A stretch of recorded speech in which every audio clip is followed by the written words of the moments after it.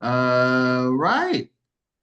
Welcome, everyone. Welcome to the last week, fourth week of the Central European box. We're tasting this guy. Should be the last bottle you have. There's no word in the front. It just looks like two jellyfish on the label. But it is actually a non-vintage wine. So Milan, Nestarec, Postmoderna is what we're tasting today. It's the only red in the box. So if you have anything but red tonight, then you're drinking the wrong wine. All right, let's start with the map. I don't have to show you guys where Czechoslovakia is, right? Or maybe I do. Here, I'll do it here. I didn't have it pulled up, but I'll look it up and then show it to you. Czech. So, sorry.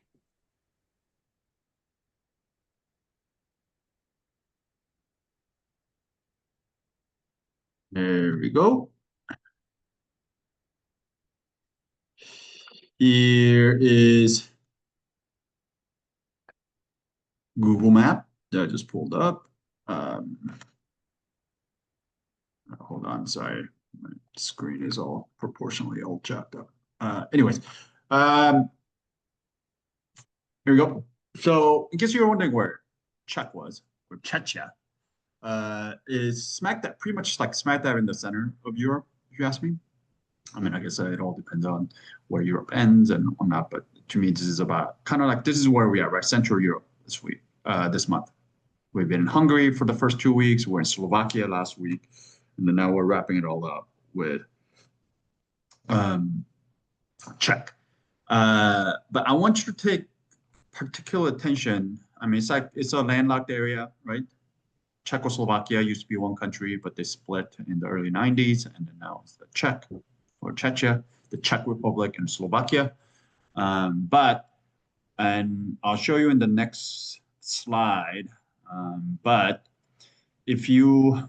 the wine producing regions in Czech are two different places in two parts, one in the north and one in the south. And the south is really what it's known for. It kind of makes sense, right? If you look at north around Prague, sure, there's Germany, which is a major wine producing region in the world. But a lot of the wine regions are on the west, right? Along the Mosel River, Rheingau, Rheinhessen, all of that along with the lining with the France Alsace, right? Which is all right here. So there's not much going on the eastern part. However, if you look at Austria, starting with the Vienna, this whole area in the north, this is a very, and the Weinviertel up here, this is a very busy and one of the most well-regarded wine regions in the world, right? Austria. So it's no surprise that the majority of Czech's wine regions exist along the southern border right here, but there is some wine being made in the north here near Prague.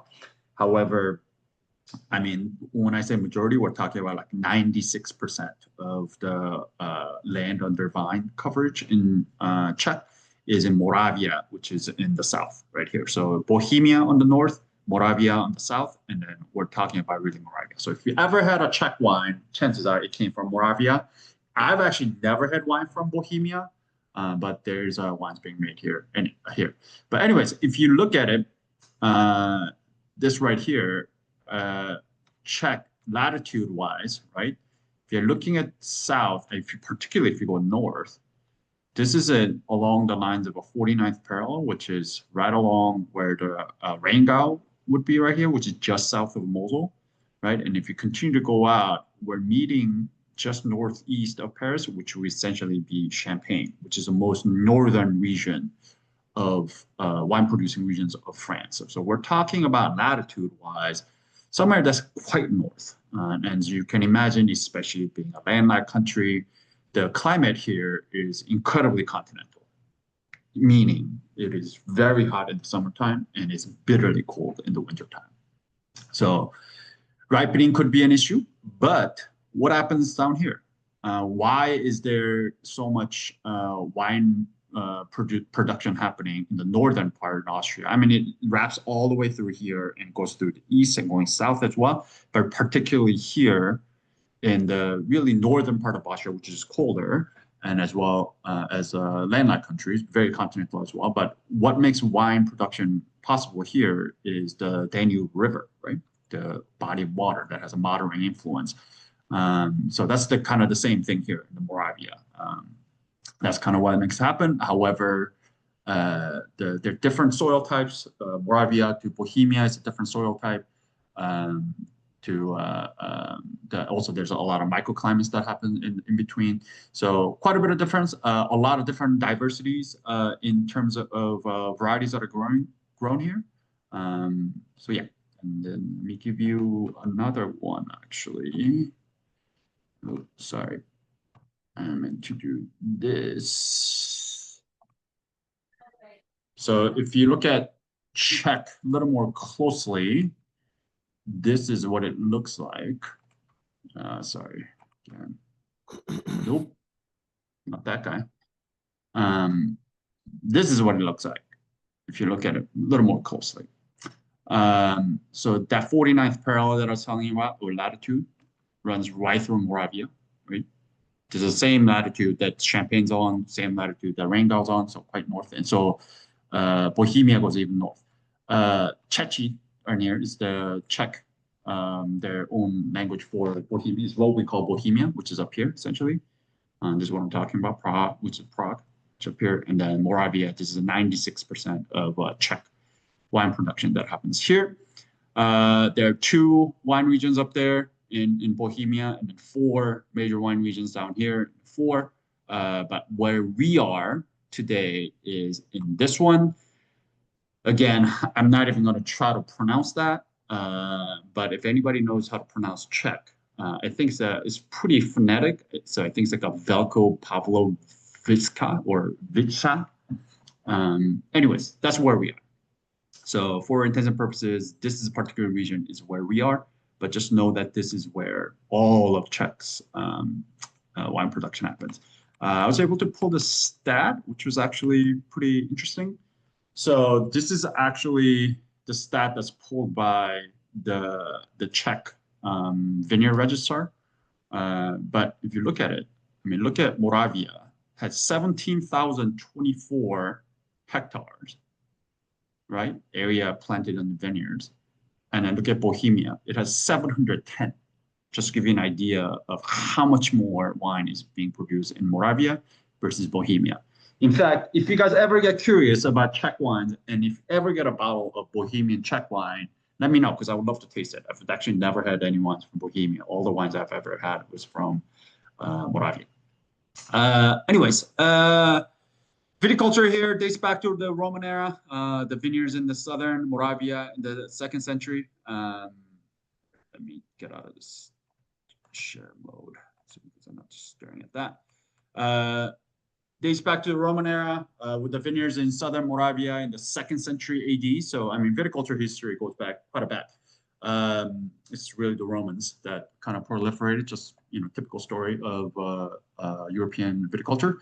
The golden age of viticulture spanned from the 14th to the 16th century. During the Czech wines gained a really strong reputation across Europe, being supplied to nobility and imperial court of Vienna. So it did enjoy its heyday, kind of like Hungary, same thing as Slovakia. Well, I mean, it was Czech and Slovakia were the same. But yeah, all through 14th through 16th century. But the same history that we've been talking about all throughout this month happened here as well. So, in the 19th century, late 19th century, in the, late 1880s, phylloxera came, decimated the vineyards here. So pretty much most of the vineyards here died out. And then obviously in the 20th century, the communism, Soviet era, kind of nationalized all the land. All the vineyard holdings went to the state, and their focus was much more on quantity, kind of mass bulk production rather than quality. With the fall of communism, a shift towards quality, and that whole terroir expression is kind of is taking root. And just like all the other countries like Hungary and Slovakia, it's going through a bit of a renaissance right now.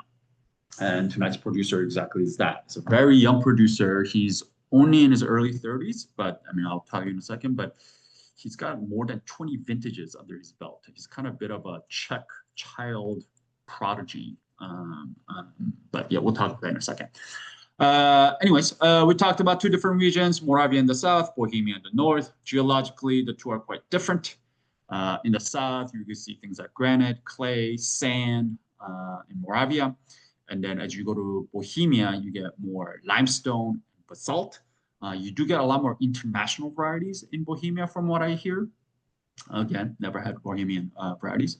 But in Moravia, you do tend to see a lot more Germanic varieties. Many international varieties are common in Czech Republic, including Müller-Thurgau, Frankova, which is what we are having today, which is a Blaufränkisch in Austria. Svatovineke, which is a Saint Laurent, which is an Austrian variety. Riesling Vlaski, which is Welsh Riesling, Chardonnay, Cabernet Sauvignon. All those things are very commonplace in Czech Republic. After gaining its independence and in preparation for EU, joining EU, the Czech Republic actually fashioned their own wine law, and then they copied a lot of Germany's Prädikatswein system. And if you remember, Prädikatswein system, Germany had that like two different system, right? Like the one government recognized as the quality system. So that's the one that you see like Erstgewach, Grossgewach, which is the same thing as Premier Cru, Grand Cru, basically geographical designation. Different vineyards get different classification, right? But then there was also a private rating system that's called Prädikatswein, which is all devised by the producers, and then producers themselves join this body of a quality classification system, and that's all ranked by the ripeness level, the sugar level in the must. So you've heard the words like Cabernet, Spatletse, Ausletse, Beerenausletse, Trockenbeerenausletse. All those things are based on how much sugar is present in the grapes, and then the quality is ranked according to that. And the Czech Republic basically copied that system. So they do have their own kind of Prädikatswein system. Like they do not call it Cabernet to Trockenbeerenauslese, let's say like Germans, but they had their own word for it. I'm not going to go through each one of those words because I can't pronounce those things. But just know that in Czech Republic, just like in Germany, they have two different quality classification systems. One is their own Prädikatswein system, depending on the ripeness level of the must. And then they also have VOC. Again, that's all Czech word that I cannot pronounce. Were introduced in 2018. 10 official geographical appellations were introduced in 2018. So they do have two different kind of a classification system in case you ever come across Czech wines and you're like, wait a minute, there are like different things going on. It tells you where it is, but it also tells you like different ripeness level. Now you know. Let's see. The village that I showed you where this wine comes from in the south of Moravia, it is the heart of red wine production within Moravia, even within Moravia. Some white wines, particularly those Germanic aromatic varieties, do kind of are grown here, but in general, when you're talking about Velkopavloviska, which is the name of the village where this comes from, or region this comes from, we're talking about red wine. And so we're talking about Saint Laurent, Blaufränkisch, which is what this is, and that's what we got. Let's talk about who makes this wine, because this is actually a really incredible story. Let's see.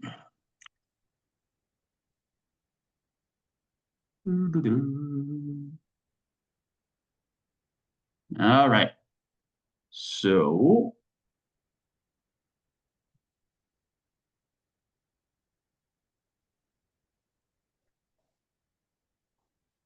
this is the guy. So Milan Nestarec, good-looking fella.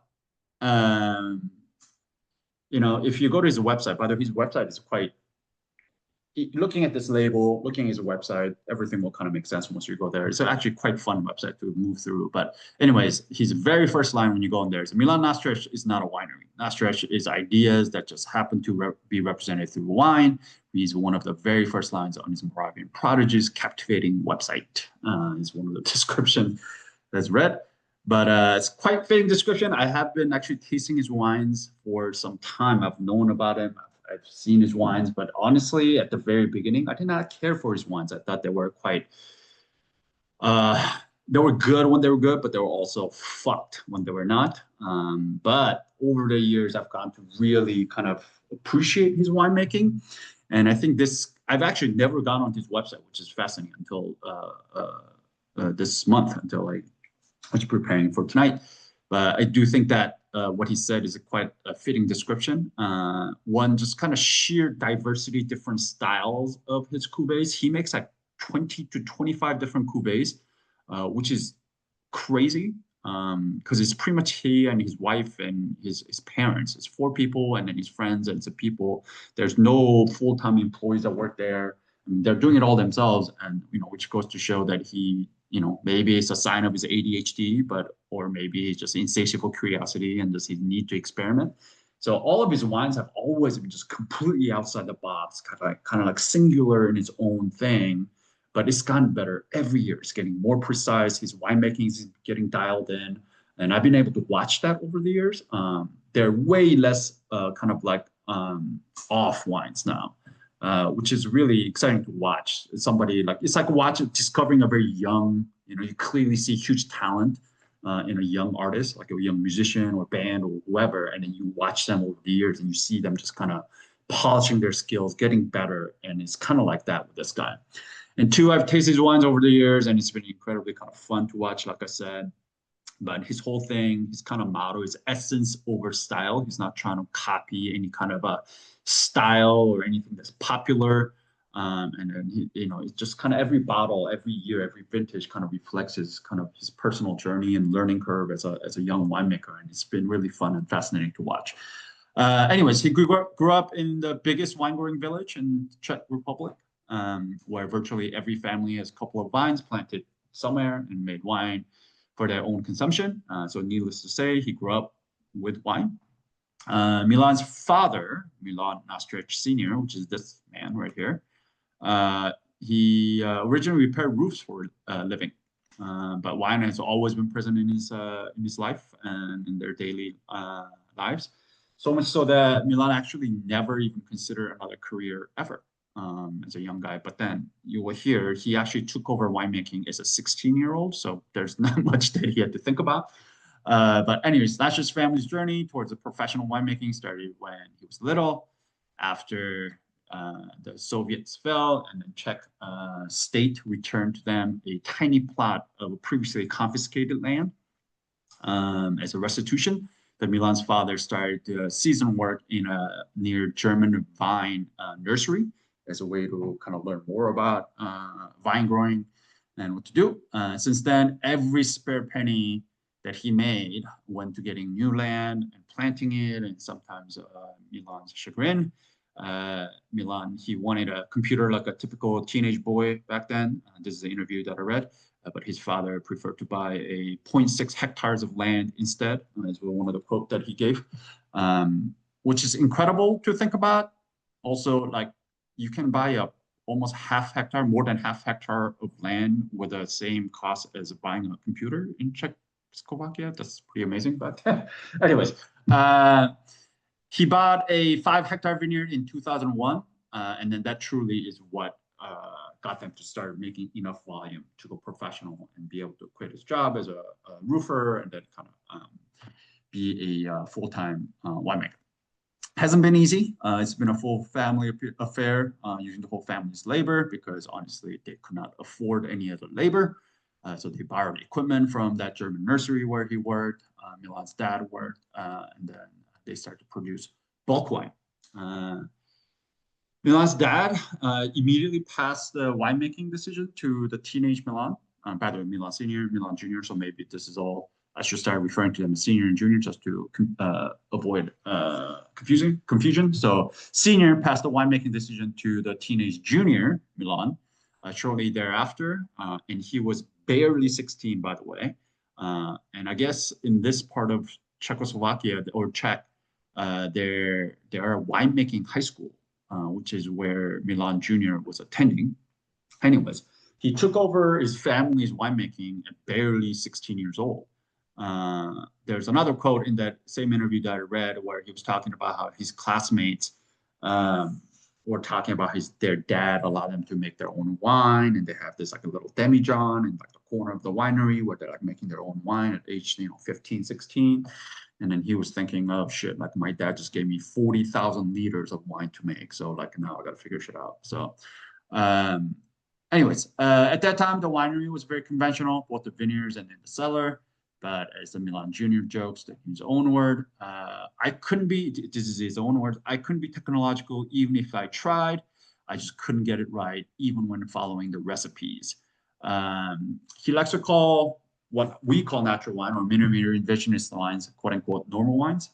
And then there's another thing which I found hilarious, which is that one of the factors that really turned him towards this, natural winemaking and minimal interventionist style was spending his pocket money on bottles like Leroy and Dagenot, which are world-renowned wines, very expensive, with some of his classmates.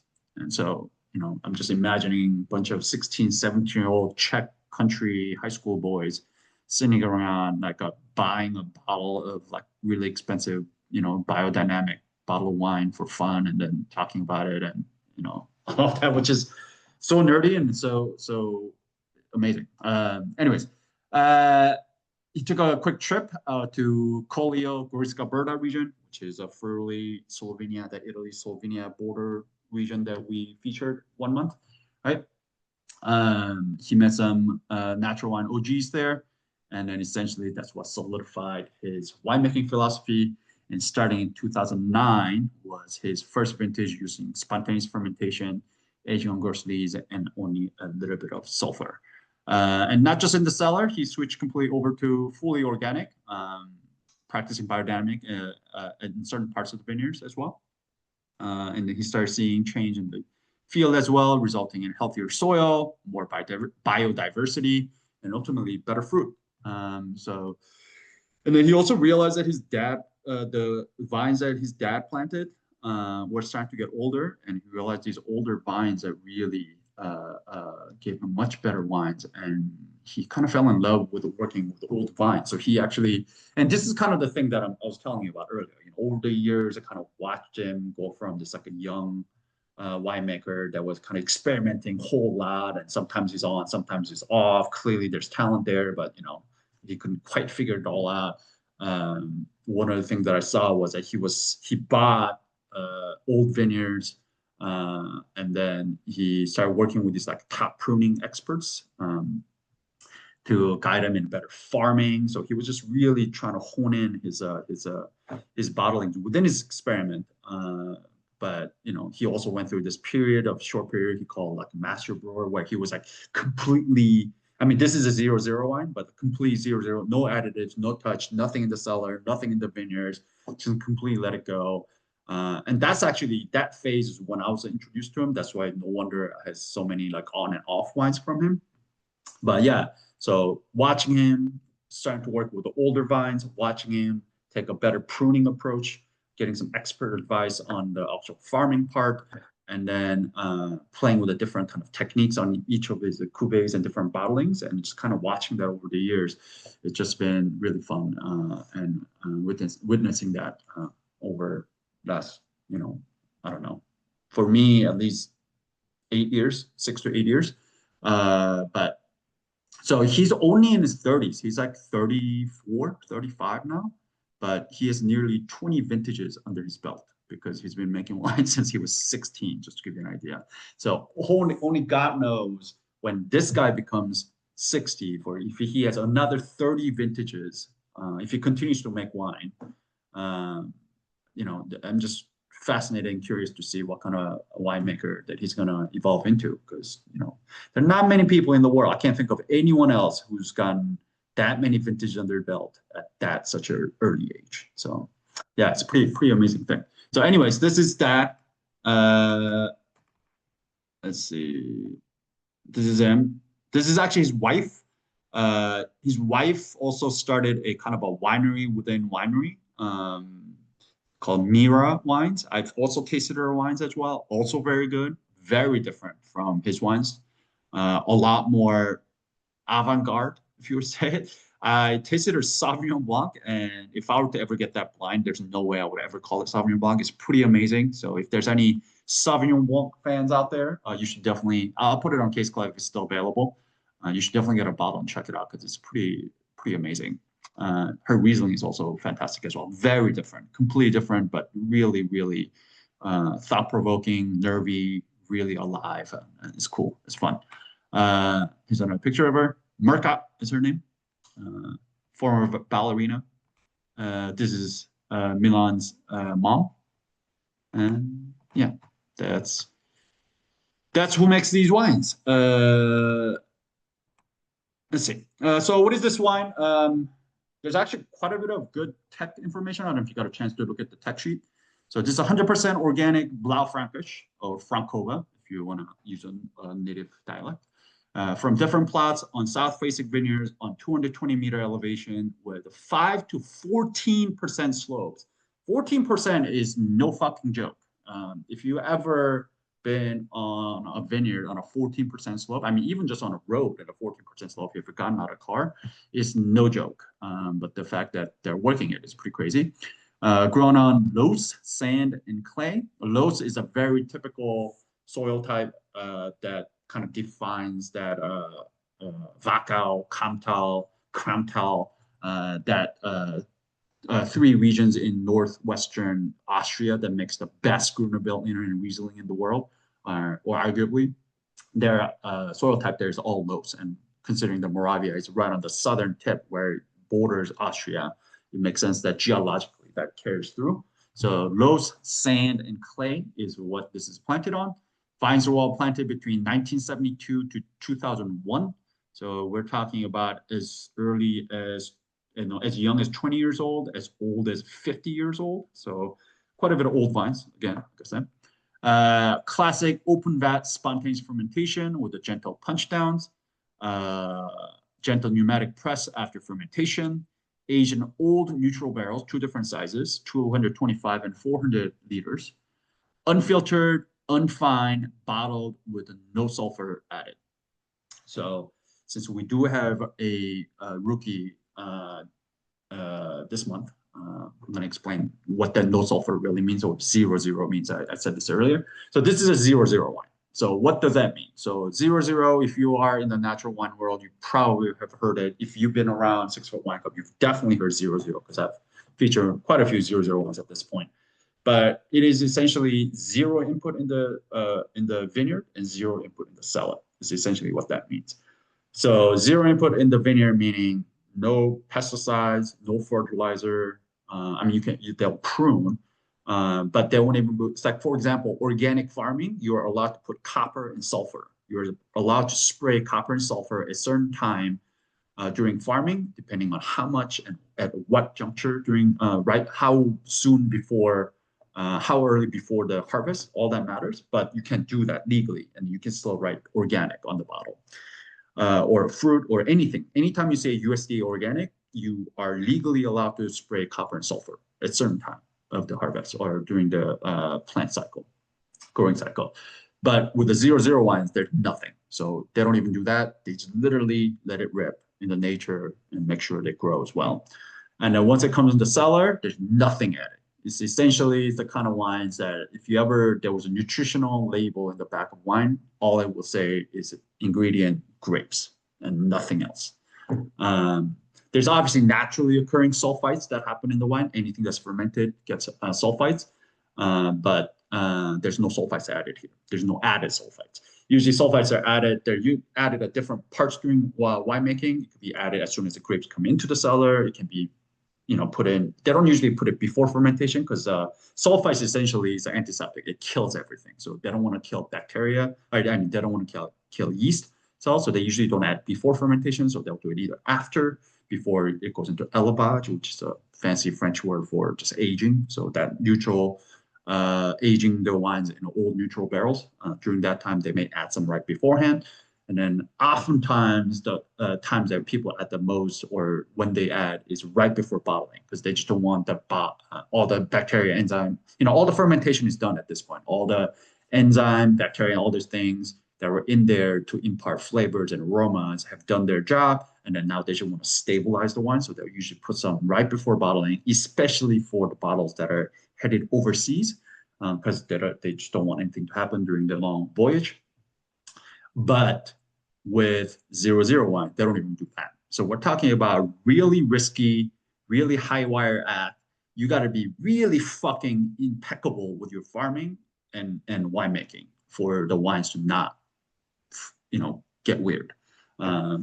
So, not all 001s are great. Sometimes, 001s just, something does happen and it does get faulty. But when it's right, it is as raw, as honest as it gets. And that's exactly what we have here. There's nothing added here. This is literally what we think of as the most romantic idea of grapes, which is just fermented grape juice. It's just, imagine if somebody stepped on this wine, grapes, it bursted, it just fermented on its own, and you just bottle that.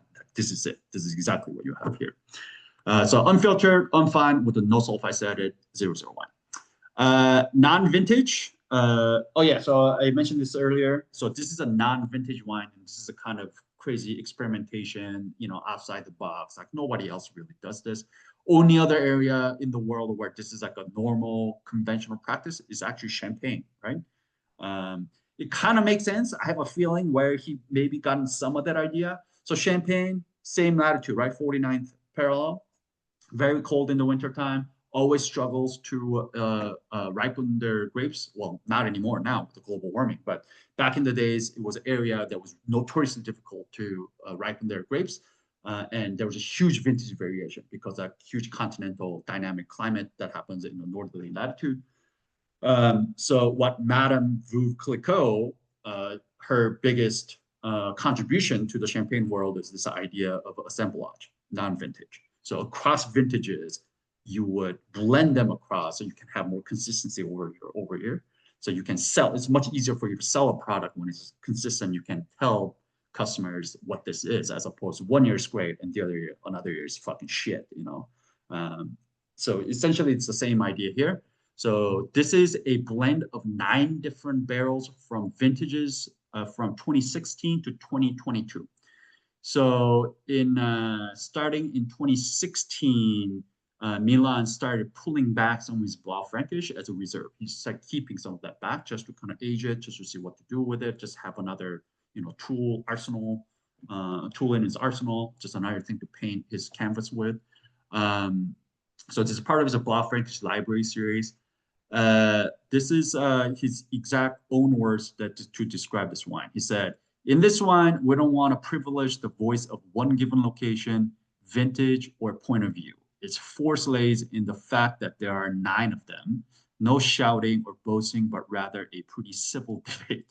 A very personal wine in which I return to the different stages of my journey and winemaking philosophies over the last decade. Hence also the metaphorical claim taken from the MAD Paris catalog of the Léon 80, which is, he's talking about the label, exhibition about the crazy creative effervescence of the 1980s in France. Because it has been quite a ride. Great value and a perfect by the glass material, label spray painted by yours truly," is basically what we have here. So he does have some other Blanc Frankish library series where it's a lot more extracted. It's a much heavier touch, so it's much bolder, more tannin, more alcohol. It's just much fuller and bigger. This one is much younger, lighter, brighter, approachable, and which I actually like more. The other one is very good too, but I just, we're drinking this at the end of the summer. So I just wanted something a little bit lighter, not so heavy. So maybe if it's the winter time, we'll go with something heavier. But anyways, so that's what we have here. So again, this is what I'm talking about. Like his wines are always just kind of, it's just like a reflection of his own philosophy, his own style, just complete outside the box. Like nobody's doing shit like this. No, non-vintage, blended across, 9 years of vintages, pulling back some of it, like intentionally not selling some of it and pulling it back so he can play with it later, things like that. But it's some other thing that is maddening, but it's also some of the things that are really fascinating and fun about it. So, anyways. Any question about anything I just went over before we get into the tasting? Hey, Ung. Yeah. Can you hold up your bottle again? Okay, yeah. Yours is totally different than mine. So they're What do you mean? and mine is you have like almost two. They're all different, I think. Oh yeah, they're all completely different because it's all hand painted. It's all hand spray painted. That's cool. Yeah, every single one of them is a hand spray painted. This is a very small production. I think we got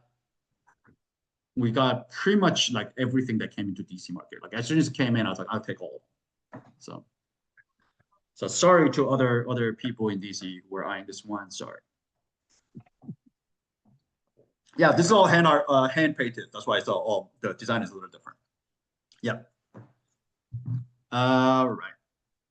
It's like, there's an artist and there's an artiste. I feel like this guy's like an artiste. You know what I mean? So one of those winemakers, or like, so they say winemaker is a part scientist, part artist. This guy's definitely like an artist first and scientist second, kind of a winemaker. Anyways, let's taste the wine. Who wants to take the appearance?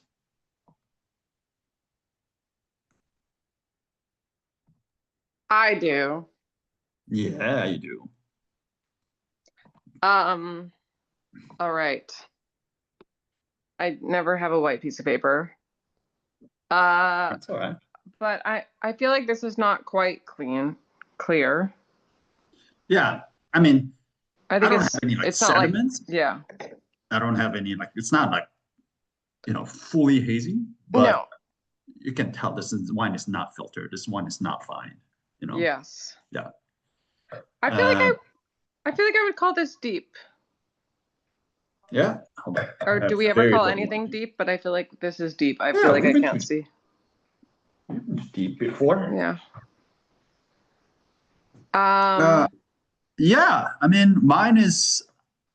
I have very bright light above me, so I have a lot of light coming through here.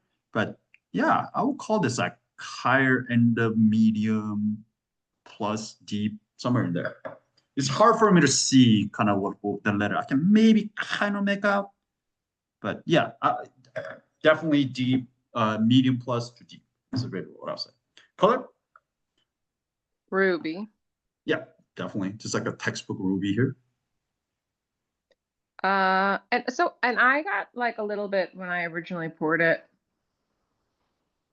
a little bit of effervescence. Yep. Not bubbles, but effervescence in mind, but it's definitely. Oh really? Possible. Yeah. Oh, I got like when I put it to my decanter, I got a fair amount. Okay. It's not like present anymore in my glass, but okay. Worth noting. I mean, if anything happens, honestly, I mean, my wine is very stable right now.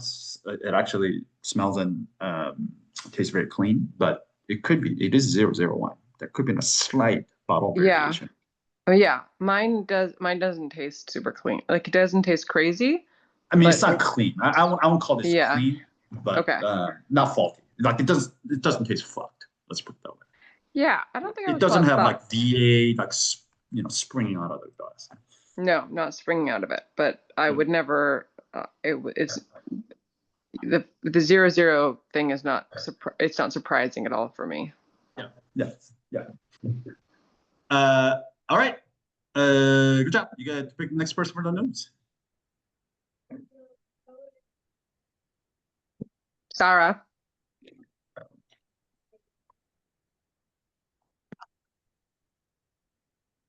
Hi, good to see you, Allison. Hi, good to see you too.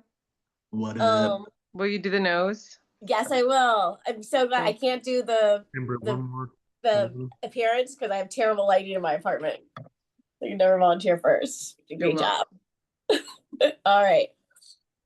Also, did you get bookshelves, Sara? No, these have always been here. I just usually for a different point of view. Okay. Yeah. But yes, they've always been like triple stacked. Yes. Yeah. Okay.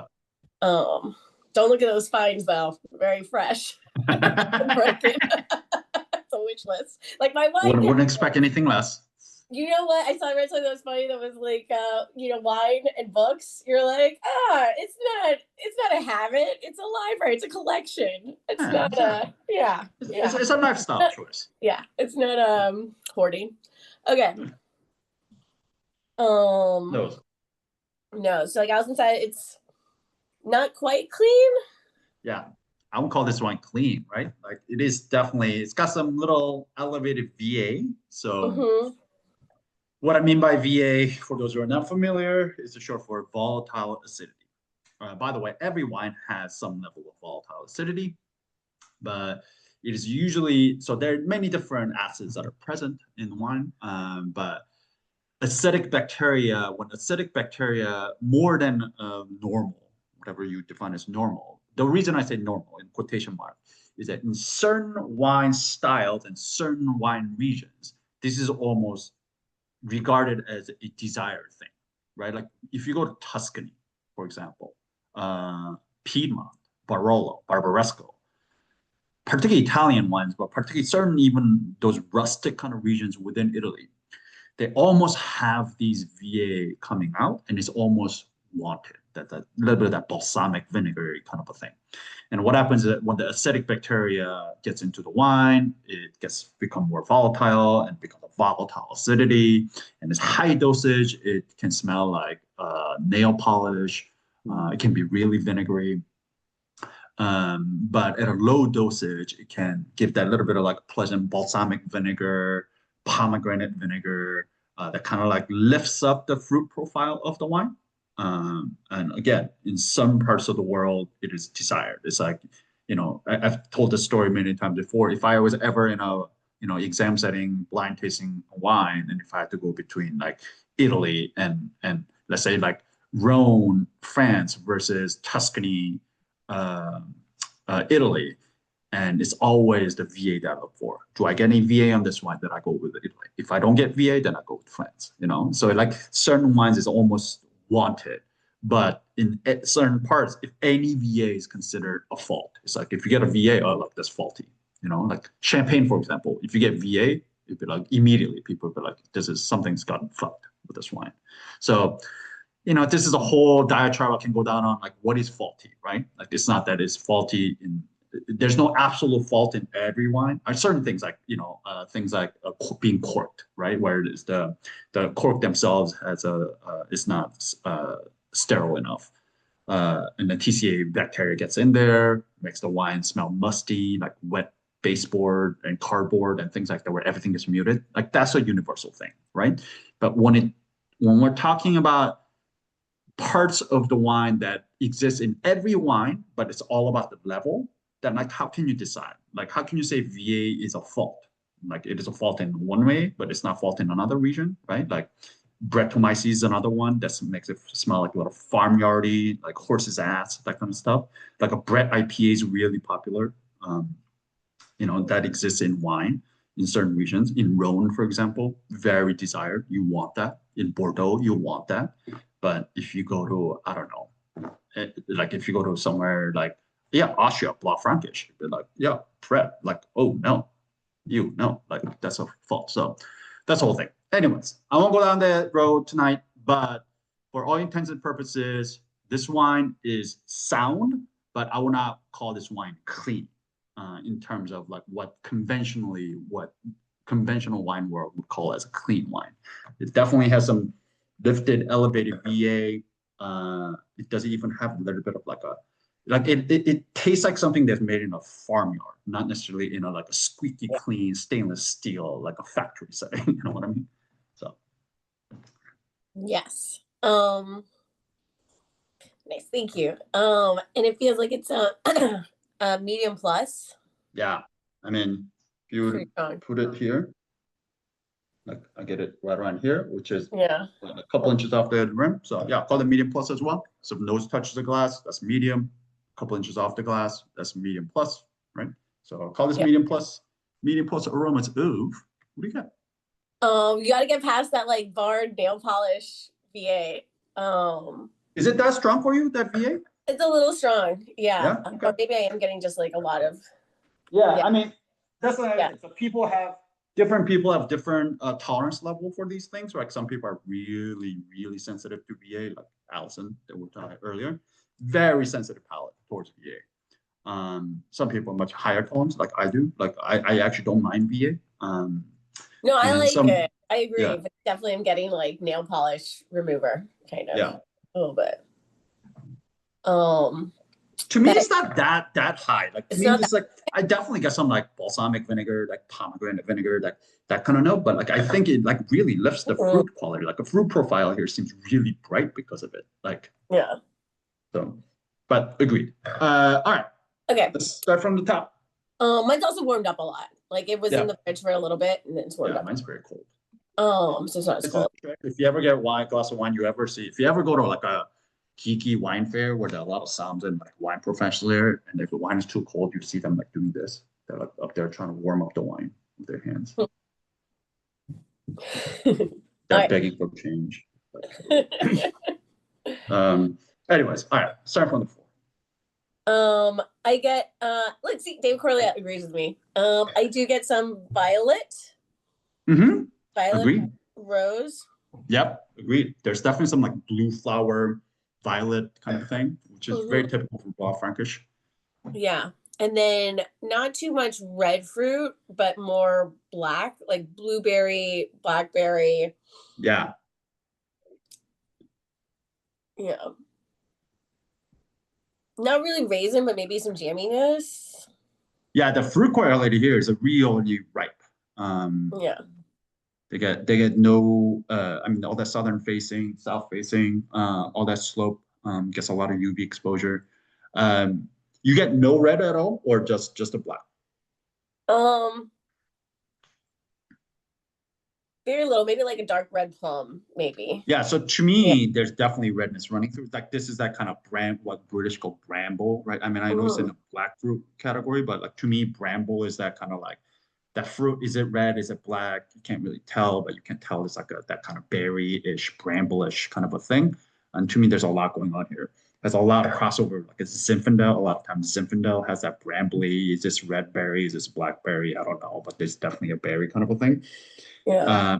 And a lot of that is I think is because of that VA. VA lifts these fruit profile to be a lot lighter and like redder for me. Like to me, just like I get some pomegranate, I get some red cherry, red plum, but I definitely do agree with you. There's black fruit here for sure. Yeah. Like way more like blueberry. Yeah, totally, 100%. Okay. All right. So character of the fruit, you call it out, really ripe, maybe Yeah, jammy. Yeah, I mean, I think honestly, this is also where the VA kind of helps a little bit too. Like it is jammy, it is very, very, very ripe. But then again, having that little bit of lift, little bit that volatility gives it. That doesn't make it seem so like I don't know. Jammy seems to me is very like bottom heavy and just like powerful and big. But like having that lift just makes it a little bit more livelier. Herbaceous, herbal, anything non-fruit, savory things? Maybe some fennel. Yeah. I think that's a good call. I do think there's something little savory here. I was having a hard time like putting a finger on it, but maybe it's a power suggestion. But yeah, I think fennel is a good call. There's something like anisey, Right. that kind of thing. Yeah, for sure. Any spice? Any rockiness? No spice. Maybe real faint rockiness, but it's not 100%. like the fruit's a lot stronger. Yeah.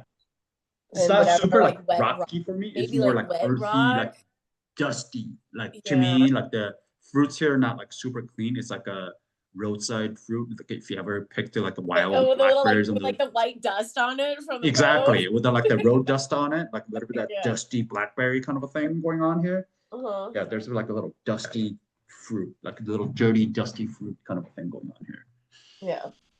Yeah. Any secondary, any tertiary? Well, like that, like kind of anise, like that kind of little bit of anise, maybe not quite like not quite like baking spices, but like Yeah, that's more of the herbaceous rule. Yeah, that's kind of just that's getting. Yeah. None there's any tertiary. No. Not See, I get a little bit of tertiary. I mean, again, this is a 9-year-old wine that are like, there's some 9-year-old wine in here. It's hard to tell what's 2019. that and what's like the VA, to be honest, right? Like, because it's Yeah, kind of totally. similar. 100%. So I kind of erred more on the side of like what I'm smelling is the VA. Yeah, Or there's not. But a I do little get bit of like this. a barminess. Yeah. Yeah, there's a little bit of this like earth mushroomy kind of like Forest farming. floor. Yeah, forest floor. That But kind I'd of put that stuff. in the Just a category touch of like, but I'd put that in the category of VA because, like you said, it's not too old. But I guess it's like non-vintage, so who knows? Yeah. Maybe it is. Yeah, exactly. It could be that some of the old wine. It could be the VA. VA itself wouldn't necessarily be like earthy or mushy. That would be kind of like bread. Right. So it's like some bread, but there's definitely some bread on here. So Uh-huh. VA bread, some of that could be giving on here. But to me, there's definitely maybe it's the old wine, maybe it's bread, maybe it's VA. Who knows? But maybe it Road definitely do dust. get some of this like Yeah. earth, mushroom, some of this. Just a touch of it's starting to show through. Yeah. Cool. Excellent. Yeah. You get to pick the next person for the palette. David Corlette, has it been a minute since you've gone? Have you gone lately? You don't look ready. Sorry. I can go. That's fine. All right. Thanks. All right. Yeah.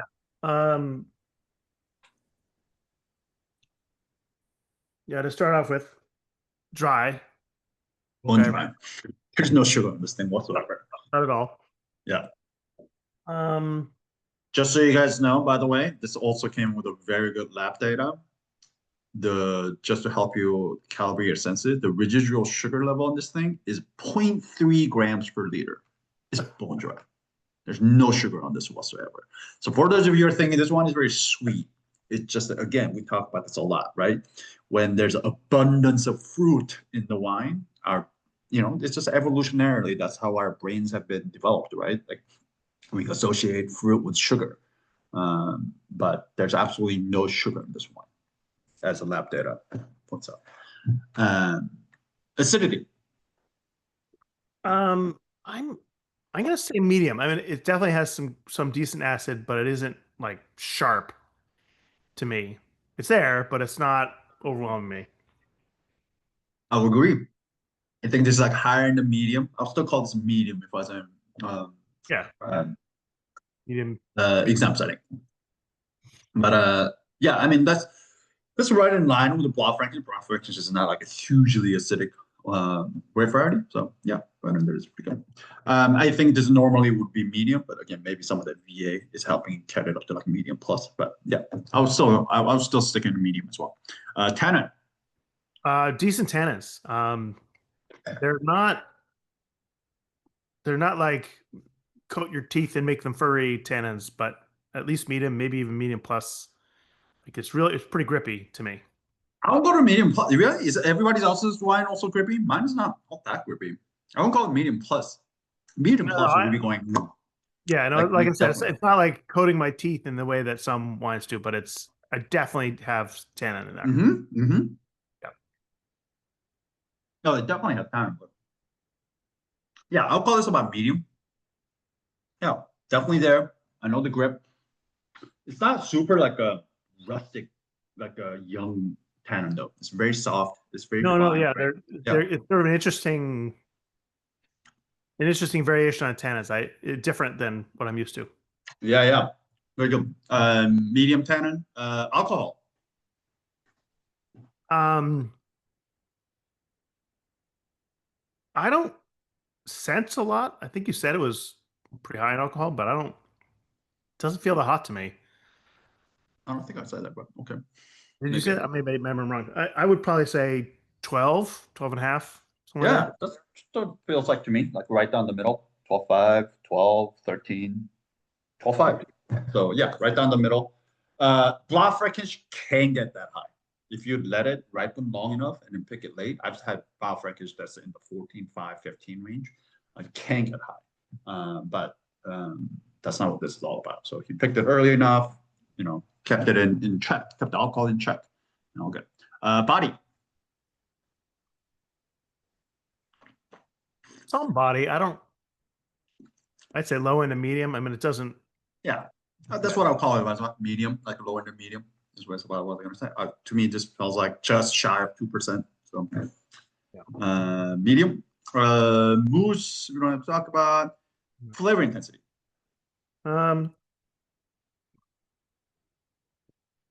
Significant. I go with medium plus. I mean, it really. Agreed. Yeah, definitely not shy. Definitely let you know what it is. Do you confirm everything that Sara called out? Is there anything else that you get? Something different, even the same, but maybe the character is different. Maybe it's a little dry. Maybe it's underripe. Maybe it's overripe.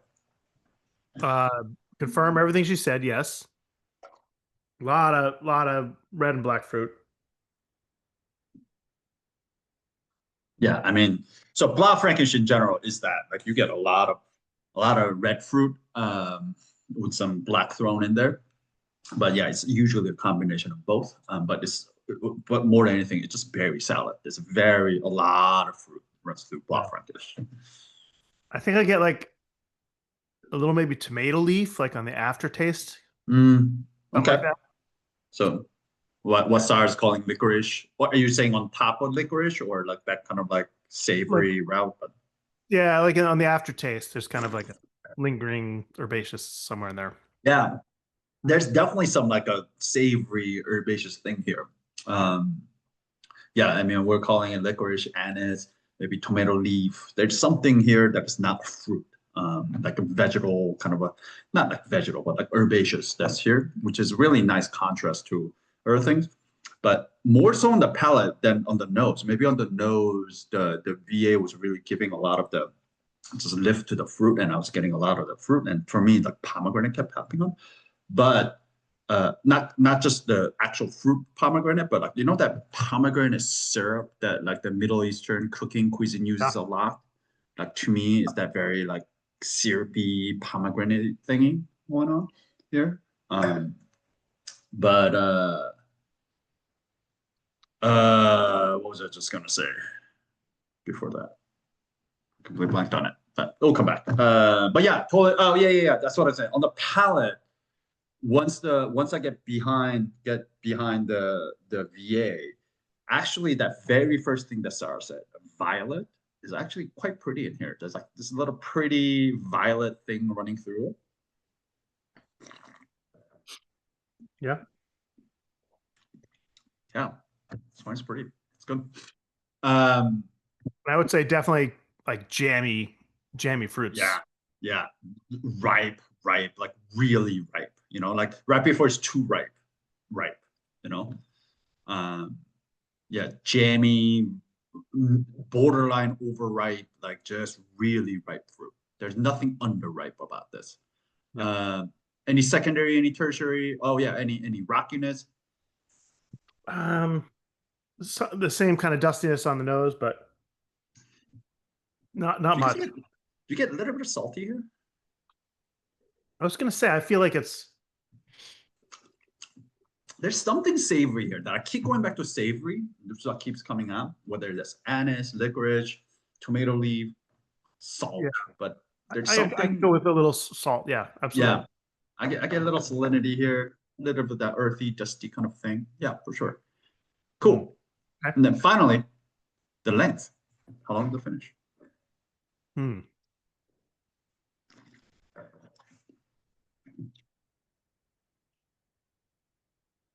I'd go medium. It's good. It's good flavor, but it tails off pretty quick, actually. Yeah, my wine is still some aftertaste that extends, but it's kind of like a big burst of flavor, kind of fades quickly, and then there's a little bit of the tail. That it's interesting flavor profile, actually. Yeah, I'll call this about like higher than medium. Yeah, I don't know if my wine is still very cold because I forgot to take it out of the fridge. So that may be affecting it. I'm not quite ready to call this medium plus, but like, higher than medium is where they are. It's probably as this opens up, as it kind of warms up a bit, probably go to medium plus. But yeah, right now I agree with you. My wine is also at medium right now, but maybe we'll never go beyond medium. All right, bring it home for us. How good is this wine? Justify it, and would you age it? Okay. Balance, I think is good. It's like for some, I think the VA might be too much. Yeah. Um, and what I notice is if like you take a really big whiff, you get just a ton of VA. But if Yeah. you kind of sniff it more gently, like isn't Yeah. nearly as objectionable, if you find that objectionable. Right. So it's for some I think maybe out of balance, but for me I think it's pretty well balanced. Okay. I think that's perfectly. See, that's what I mean by defense. Like you're defending your call, right? You're saying this is balanced, but there is some VA, elevated VA in this wine, and for the people who are sensitive to VA, this may feel out of balance, right? Like I can't argue with that. Like I think this wine is balanced. I like this wine, and I think this everything here, like VA here, doesn't interfere from my experience of other things. But for some other people, they may have to get beyond that. See, that's fantastic. All right. Complexity, I think quite a bit of kind of primary touches of kind of herbaceous and Yeah. We got some touches, flower. tertiary. We got floral, we got fruit, we got. So it's got decent complexity, probably Yeah. Middle range, a little better. Yeah. Good. So like kind of medium, maybe. Yeah. Yeah, medium plus. And then what else is there? There's Concentration. concentration. Really good, like good flavor. Yeah. Doesn't last terribly long, but it lasts a decent amount of time. So again, good, very good, or medium plus. Well, on the concentration part, we call medium plus on the nose and then Yeah. medium plus on the palate. So intensity wise, we got a pretty good intensity here, Right. medium plus. And then the length, finally, the Like finish. was medium plus. So somewhere between good, very good. Yeah. Yeah, And we call I it would high and say- a medium, ending on like a medium, somewhere between medium plus is essentially. Right. Yeah, we're somewhere between good and very good. We're typically generous, very good. I happen to quite like this wine, so Yeah. I would go very good. Exactly. So see, like that's perfect. Like you're defending your position in terms of why you're calling this medium or medium plus, and then you're also letting people know, like this is exactly how you would write like a tasting note. You say if this wine had this much, or this is what one thing that they had more of, you would strongly push it into medium plus or very good territory. But this is why it keeps it right in between that good and very good, and it could be. It's why I'm calling it good right now, not very good. Like you're defending your position. Yeah. And to me, I think I agree with everything you said. It's right in between medium to medium plus on average. And for me, being generous, I'm going to go with very good. But if you call this good, I think it's perfectly reasonable. Now, would you age this? So it's interesting that part of it, like some portion of it, is already quite aged, right? Yeah. But it actually has and the fruit character is kind of very ripe, right? But it has Mhm. good acid, it has really good tannin. But I'm a little afraid it would lose its appeal if the freshness of the fruit started to what freshness there is started to fall apart. Yeah. So I think it could stand up to aging, but I think it'd be a very different wine. Would be Yeah. after 5 years. Yeah. And I think I really enjoy, even though it has this sort of VA and this sort of character of all this stuff. I like that what's left of the freshness of the fruit. It already feels like one thing we didn't really talk about with complexity is that it's got this. To me, it's got like different complexities, like just some freshness of the floral and things in there. Yeah, it's true. The fruit quality Kind of there. like jamminess, like ripeness of the fruit, and that is actually an interesting complexity contrast for me, which I really like. So I wouldn't want to lose. Does that make sense? Yeah, no, it makes total sense. I think you're totally right because it's funny. Like as you were doing the conclusion, I was tasting it and I was like, "Huh, it's interesting." I get little like candied notes on the fruit here as well. So yeah, you're right. There are like different layers of fruit here. Some of our. Didn't you say that they press the berries after they ferment? No. Oh, I mean, yeah, they. Yes, because it's a red wine. Yes. But so then, does that mean it's like a whole berry fermentation like that? Isn't that kind of Not whole berry. They crush the grapes. oh, okay? and then they ferment and they macerate on the skin. Okay, then Typical they red okay. wine. Yeah. And then they press it off. But if you After were to tell me fermentation. this went through a little bit of Carbonic. carbonic, I wouldn't be surprised. Like if there's Yeah. something there, right? Yeah, there's some of that kind of lift, and I think that's the VA. I think the VA does that little bit of that lift, and then I kind of like that. And again, I tend to like carbonic. Some people don't like carbonic, but if you like carbonic, I think it's a little bit of VA is okay. It's probably good. But I'm totally with you on this one. I really have no reference point. I've had aged Blaufränkisch, and Blaufränkisch can age, but it's a very different kind of Blaufränkisch than what I had here. Like this, there's so much. Like this is the thing over the Milan that I was saying. Like it's such a like a outside the box, singular kind of like on its own path kind of wine. Like it's hard for me to compare this to other Blaufränkisch. But just knowing what I have now, I do think what's great about this wine, what's delicious about this wine is that freshness. I think that fresh fruit, I think that VA bring even more freshness to it. I think is what makes this delicious. If we were to lose that freshness, like what Dave was saying, like, and yes, you may get more complexity, right? You may get more mushroom, earth, dried fruit, and all of that. Sure, complexity may go up, but would that necessarily be more enjoyable? I'm not convinced.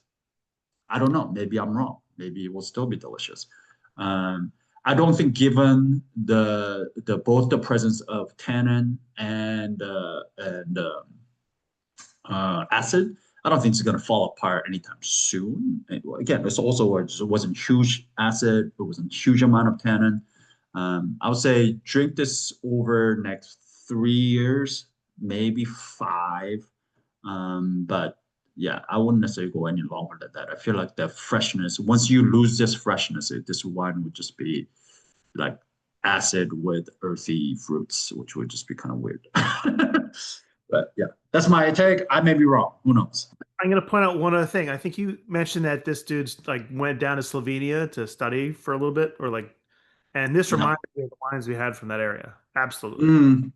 Yeah, definitely. We had that Merlot from that month. There was a lot like this, which is also 001 at the time. Yeah, absolutely. See, look at that, linking it all together.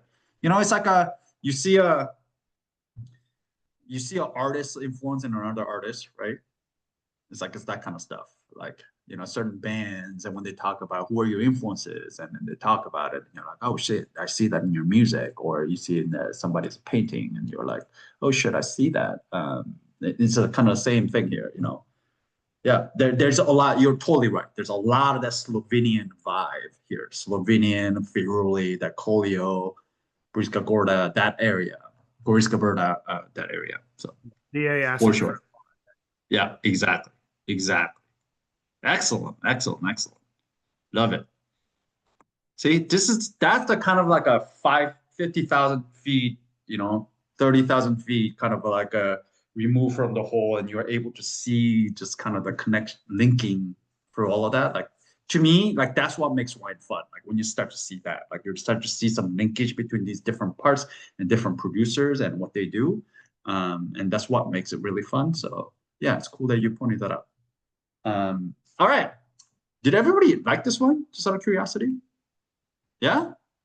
Despite all that VA and all of that, you guys still doesn't bother you? Okay. Allison dropped off the call for what it's worth. I know. Exactly. If Allison was here, she would rip into this one right now. Okay. Interesting. I have a question. Since this is a blend of wines that are almost nine years old, won't that affect its longevity? Yes, again, exactly. Like I don't have a reference point for that. So, right? Like, yes, part of that wine is already aged, right? But when it has some of this like a new tannin, because as the wine ages, the tannin drops out, right? Tannin precipitates out. So you get a lower amount of tannin. So by adding a new vintage and more new tannin on top of it, would you be able to take an older vintage longer? I don't know. And no one has done shit like this. Well, except for champagne, right? Like we know that champagne can age for forever, but a lot of it is also a function of like such high acid that champagne has, right? Like there's no enzyme or bacteria that's gonna go in there and fuck shit up because it's just like so high in acid, right? So low in pH. But yeah, I don't know. I don't know whether in this environment would that help with the aging of the older wine or parts of the older wine, portion of the older wine longer, or would it shorten? I don't know. I have no idea, honestly, to tell the truth. I don't know how to even guesstimate that. Yeah, especially with nothing in it to stabilize it, right? There's no Exactly. That's another part. Like there's nothing here, right? Like it's very susceptible. I mean, given this wine was just released this year, but still, like, yeah, there's parts of 9-year-old wines that have been, you know, without sulfites, just sitting in the cellar for 9 years, and it tastes like that, you know. So, yes, some lifted, elevated VA, but if this wine was fucked, like, this is the kind of stuff to me. It's an argument for when people say like 0.0 wines, like it just doesn't last. I'm like, well, I don't know, like, does it not? There's a 9-year-old vintage here. Like, this would be a lot more fucked if it didn't last, you know. And this is coming from a place where they literally, sure, the viticulture history goes back to, like I said, you know, to Roman era, but really the wine infrastructure as we know it now really started in the early 90s, right? Like it is very, very young in terms of winemaking.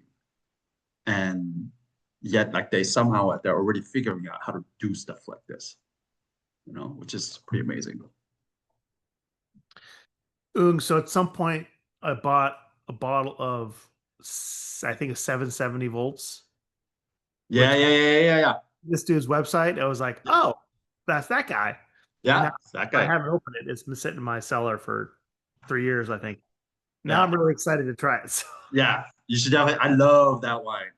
It lives up to the label. It is so nervy, so high in acid. It is like cool. It's like a lightning hit you. Or should I let it sit for another few years? I don't know, but I don't know. I mean, do you have one? I just have the one. Okay. I had it upon the vintage release that year, like 3 years ago, and it could have gone long more. But honestly, like it's an experience. Like it is very like just so much energy in that bottle. It's just like ready to like burst out of the bottle. It's fun. It's cool. I'm looking forward to it. Yeah. Next time you are like having like oyster sushi, something that like wants like a really high acid wine, like really lightly prepared fish or something like that. Yeah. Something you want to like squeeze lemon on, like pop that open. It'd be good. All right. Okay. But I think it's a Magnum, so I can't just make me drink it. Oh, that's right. You got a Magnum. That's right. I remember getting them. So let me know when you're opening this. I'll help you. Yeah, exactly. I don't think it's really tough sacrifice. I volunteer. Yeah, I don't think you're short of any helping hands here. I'm also actually surprised that everybody liked this one. I definitely thought this was going to split the room a little bit. I actually thought a lot of wines this month was going to split the room a little more, but I don't know. Maybe that's good. All right. Let's play Veer's favorite game. How much do you think this wine is on a retail shelf? How much would you be happy paying for this on a retail shelf? All right, it's Czech wine, very small production. It has 9-year-old wines in it. So it's been sitting in the cellar for 9. Some parts of it has been sitting in the cellar for 9 years. Has a kind of a cult following. It's a bit of a Czech prodigy.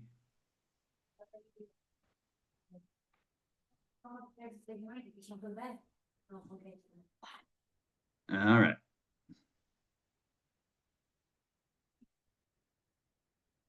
$35, $35. What throws it off is no permanent staff. I'm like, well, there's no employees, but you got to fund the family. Buddy's keeping it for years. No permanent staff. It's just family that's doing it all. How large is the family living? Yeah, exactly. 35, 35, 30, 29, 30, 35. All right, so you all seem like you are like this bottle is worth what it is going to go for in retail, and you guys are kind of all in there. So this would be $33 in retail shelf. And I think for something that that aged in the cellar, like actual producer cellar for 9 years, and for us to taste it now, and it's like such a small bottle like this, I think 33 is completely reasonable. Very, very reasonable. Any other questions? Thoughts? Disagreements?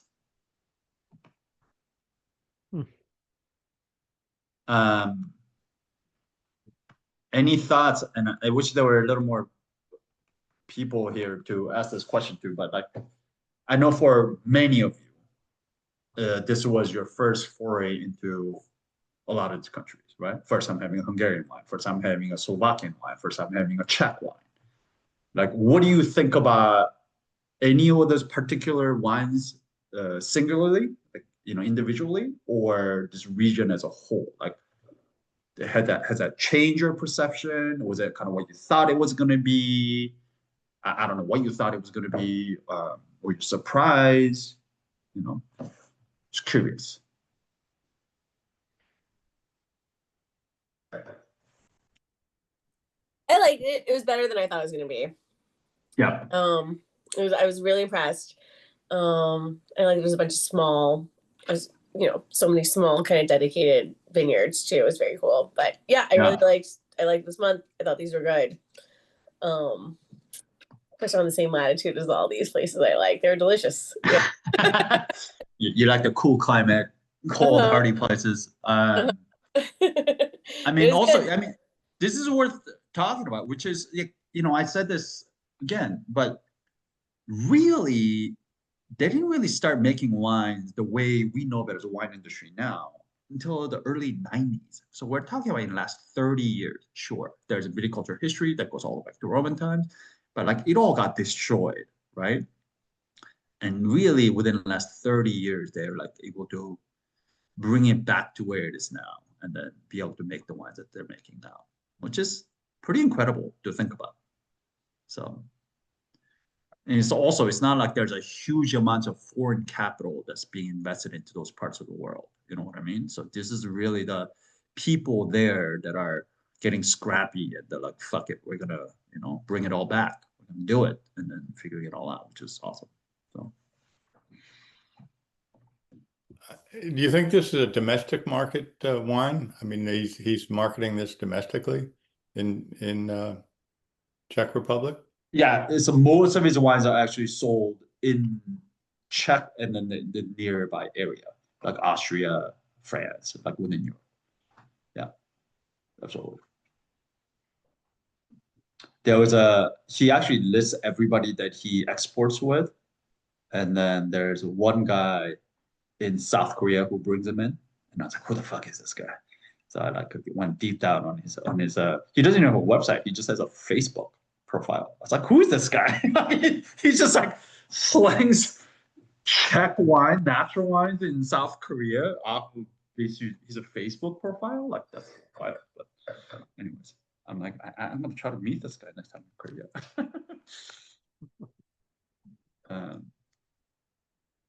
But yeah, he's a bit of a, I mean, his production is very small, but he has a cult following. Like people know him in a natural wine, like a natural wine geek. Like if you go to Brooklyn, if you go to like Williamsburg, Brooklyn, and you go to some like hip natural wine shop or restaurant, like his wines are going to be on that list. Or somebody will be hand selling his wine to you. So he's definitely a bit of a, so hot right now. He's been hot for a while, but for sure. Ansel, like in Zoolander, so hot right now. Oh, have you guys seen the last? Speaking of Zoolander, have you guys seen the last edition of Zoolander? The Zoolander 3. So I thought the second one was bad. The third one is fucking like horrendous. It's an abomination. Is it still Ben Stiller? It's still Ben Stiller. It's still. I stopped after number you one. call it- I'm kind of glad. Yeah, no, you don't need to watch more than one. But the third one is fucking terrible. I mean, the first one is brilliant. Oh, it's brilliant. You know, the funny thing was, everybody says this, and I was on that boat. First time I watched Zoolander, I thought it was so stupid. I was like, this is terrible. It's a waste of my time. Second time I watched it, I thought it was like the most brilliant thing I've ever seen. I was like, how is this the same movie that I watched the first time that I thought it was so bad? It's brilliant. I will say the new Naked Gun is really funny. I really Is like it? Gun. Yeah, the one with Liam Neeson. Yeah. It was. Okay. It had a I have real not good heard that. like joke a minute Yeah. clip. It was good. Also, Uno, I want to ask you before we get too far off on comedy, what is next month? I was late. I missed it. Oh, sorry. I also forgot to make that announcement, which I should have at the beginning. Oh no, it's good. I was late, so I thought I just missed it. Okay, great. Great. Now we all learn. It's Thanksgiving. So yeah, every month, every year, there's the same thing. So Thanksgiving wines next month. New Year's Eve sparkling. Oh, the you month did after. tell us that. I forgot. Okay, so yeah, Thanksgiving box next month, and then a sparkling. New Year's box. Eve sparkling box the month after, and then December we're gonna wrap it all up with either Puglia, southern Italy, or Valle d'Aosta, which is northwest Italy. So either very like opposite end of Italy, either very north Italy or very southern Italy. Nice. Great. Yeah. I don't know which one is going to be yet. So, but for next 2 months, it's definitely going to be Thanksgiving and sparkling. Great. I tell you, Leah's having another baby. That's why she hasn't been on. She's pregnant. Yeah. Yeah. She came on the week after you accidentally slipped that out. Oh yeah. She's Do you like, guys by act the surprised? way, yeah, she's like, by the way, I'm expecting again. I'm like, we all know. Sara No. You could squish and spit. I mean, come on. No. Okay, great. Those sound really fun. Great, good months. Thanks. Yeah. I'm gonna go get Which deal. I guess we're all done. All done. We'll probably All right. hang up soon. This is Logan's first. This is Logan. It's his Hi, first What's up, time. Logan? It's nice because he likes to get the food. So, so the pairings this time. And then Oh, yeah. I had a backlog from like the summer punchable box. And he did what was it, like prosciutto, the olive spears you mentioned? They were real good. The peppers, the anchovies, and the olives on the. Now I can't remember what Kill they're that? called. Yeah. Kill that? Oh, dude. Yeah. That's it. Yeah. I can eat like 20 of those. Like Yeah. Probably my doctor would hate me for the sodium level, the intake on that thing, but I just fucking love those things. I'm sure there's protein too to They're balance it really out. good. So yeah. We Sure. did like the whole, because I think I missed that whole month. So I think we did like the whole month in like one night. It was good. Like we Perfect. catch up with the food. It was That's good. Yeah. sounds like I'm a good gonna night. miss a lot coming up though. I'm traveling a lot in October and November. I'm going with my family to Alright. the south of Spain. My dad is a world Ironman half Ironman finalist for his Oh age. shit. Yeah. He Where in 72. Spain? It's Malaga. Yeah. Is where the Malaga. race is. Malaga, thank you. Yeah. And then we're gonna like zip around like Sevilla. And so Have you been there before? No, I've never even been to Spain. All right. Speaking of a Hilda, that is the Hilda country. I mean, we're talking Yeah. about that's where tapas were invented. Mhm. Yeah. So my ride last year, 2 years ago in Spain started in Malaga. I went Malaga and then rode through southern Spain, went to Granada. If you get a Oh, chance to shit. Granada, it will fucking. We should go. That is so for the longest time, ever since I went to Europe for the first time when I was like 19, I've always said if I was moving to Europe, I would live in Barcelona. Like that's my city, right? Until Granada, southern Spain, Andalusia. That's it. I'm like, if I'm moving to Europe, I'm moving to. That's where you're Granada. going? Yeah. All right. Okay, I'm gonna send you an email and see if you have any recommendations because like we haven't booked anything yet. But yeah, we're only doing southern Spain. So I have like a train loop that's like my plan that like Are is you like Sevilla, Alhambra. I think How like, far west are you going? Are you going all the way out to Jerez, like the I haven't Sherry decided country? yet. We haven't decided. I haven't booked anything yet. So we have like the flights and that's it. Oh, So I'm really open-minded. Cadiz. do you like Sherry? Cadiz. Yeah, yes, I love Sherry. You should go to Sherry country. You're like right there. Oh, that's right. Yes. Okay. All right. Sherry country. When is it? What time of the year? November like Oh, 6th. it's a perfect time. It's through the the perfect time to go. Yeah. Okay. Yeah. Okay. Oh, that'd be fun. Okay. I'll email you offline and get Sherry and like Oh other my God. restaurants. I have a spreadsheet. I always have a amazing. spreadsheet for my trips. Yeah. I think I don't know if you saw. So no, I think you joined a little bit later. So at the very beginning, I showed my Google map to show where Czech was in the world map, just to get everybody oriented. Yeah. But it's the same Google map that I use to like pinpoint places that like I like to go to or I've been to that I liked and whatnot.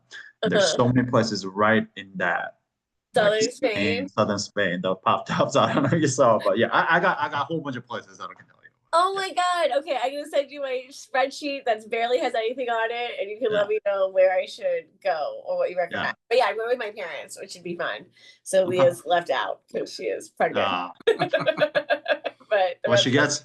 That's what she gets for getting knocked up. That's what she gets for getting knocked up. You know, babies having babies. They gotta learn their lesson someday. You know, these us a childless old people gotta fucking stick together. You know what I mean? I know. We had some others, and so like from our like friend group, a bunch of people had kids, and I'm trying to like create a subgroup. I'm like, we should take like a child-free vacation. Now that half the people out of commission, I'm gonna make a sub plan. So I don't know. It's so hard these days. So like finding friends who don't have children. Like, fuck. Yeah, it's tough. But yes. All right. I think we're gonna take off though. This was very fun. This was so good. Thank you very much. Welcome. I'm trying to get this a lot in October, November, but I am going to email you about Southern Spain because I've been kind of at a loss. Like usually I use Rick Steves and he doesn't have that much for Southern Spain. No, this is perfect. You're gonna make me live vicariously through you. Okay, I'm gonna relive my Southern Spain, and then I'm gonna be like, oh fuck, I wish I was there. Well, I always check a bag, so if you want to bring anything back, you let me know. Oh, okay. I'm just telling you. You go there, you're gonna be like, why do I live in the States? Honestly, it's. I understand living there is probably a completely different story, but you go there. So like every place you go, you order a drink, and then they give you a free tapa. That's just like a thing you do. Each round they order, just like a tapa shows up. They give you free food. So I had 4 glasses of wine and 4 tapas, and it was. That's dinner. Yeah, and then it was €4. Oh my God. I mean, it's just insane. And the more you drink, the food gets better. Like they give you it is. Oh, that's so nice. Because like I thought it was gonna be like a Beverly Hills kind of thing, like Southern Spain, like bougie kind of thing. I mean, Malaga is touristy as fuck. You're gonna find a lot of Germans, a lot of British people, like a lot of Europeans go there. A lot of the rest of Spain also goes to Malaga to do vacation there as well. So Malaga there are parts of Malaga that can feel like that. Very like luxurious, like touristy oriented and all of that. But once you get out, or even within Malaga, you just got to find the right place. There's one particular place in Malaga. I don't know if your parents are into this kind of stuff, but it's like a total local joint, but it's standing room only. There are no fucking seats. So you're standing there, and it is like a sardines just packed in there, and it's a tapa bar. They just have one tapa bar. They write your order in a chalk on the actual bar, like right in front of you. Right. And then there's just like whatever you order, they just drop to you. Just drop line, you order food or whatever. Like plates are being passed around. It's not just you. Plates are being passed around. People like pass you their place. You pass your place to other people. Like people are moving plates like above their head. Like with the whole restaurant. Yeah, it is insane. But oh my God, it does sound like fun. My dad will love it. My mom will hate it. So I'll go one at the end. We'll go after she goes to bed. Okay. Oh my God, that does sound so fun. Yeah, so he's doing the race early, and then we're like traveling around, and that's the only thing that's in Malaga proper, and everything else is like going around. Yeah, send me all the deets, and I'll tell you whatever Incredible. My own personal Rick Steves, There you except go. with better taste in wine. There you go. There you go. I got you. Oh my gosh. got you. Yes. I will bring you back a bottle of sherry as thank you. Oh, I would love that. Good I love deal. sherry. We got a deal. All right. Good to You guys see enjoy the rest of your night. All right. See ya. Take care. I'll talk to you All right. later.